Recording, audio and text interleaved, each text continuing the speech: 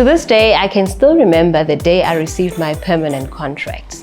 That meant that I could make my own financial decisions. So these are the things I'd like for young investors to consider when they start earning their income.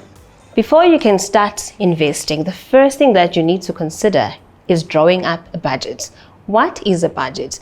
A budget is a document that details all your income and all your expenses. I can remember to this day that my first budget was so perfect and so unrealistic. So it is important to have a budget that details your income and all your expenses. You need to track it regularly. If you don't do that, you will find yourself in a trap, not knowing whether your income is able to sustain you or not. It must be flexible and reviewed regularly. Where do you find the budget? It's easy. You can either create one using an Excel spreadsheet or even going to some of the major banks. They normally have that on their website. So that will help you to track your spending. Once you have that budget, then you can determine if you are able to spend. Because if your expenses exceeds your income, you can't. But if your income exceeds your expenses, then you can start thinking about investing. What about emergency savings? What is emergency savings? So emergencies are those events that occur without you expecting them, such as unexpected medical bills, which you have to pay for. So how do you make sure that you save for such? So when you have a budget, you make sure you provide for emergencies. How much should I save for emergency savings? At least 3 months of your salary. The next question is, how do I do it? I just started working. Very, very important is to have a goal, to say, I want to save 3 months of my salary towards emergency savings. And this, I plan to do it over 12 months. Therefore, you work out the monthly contributions that you need to make towards that emergency pot. If we go back to COVID-19, a lot of people were not able to work because there was lockdown and some sectors were not able to operate.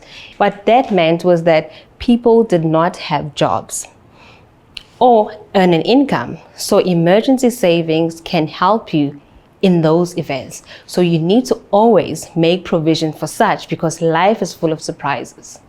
Should I be thinking about old age? Yes, you should. We all believe as youngsters that old people were born old.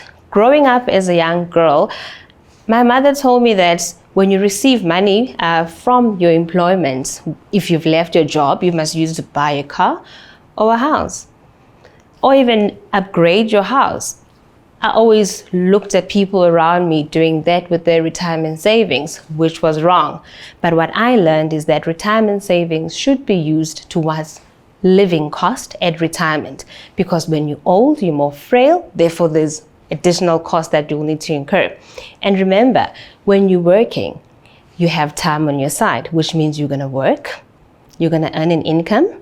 At retirement, you don't have those liberties. You have to live off your fruits, which means whatever you've saved is supposed to take care of you. And if you don't have that, then you need to depend on your children or the state or government. Would an income from a social grant be able to sustain your quality of life at retirement? So it is very, very important that as a young person, you start saving at least 15% towards your retirement savings. How do you do that? You must read in your contract. At times you find that the employer is already providing that and you don't have to do that yourself. If you don't have that, then you can look up taking a retirement annuity or a tax-free savings account towards that.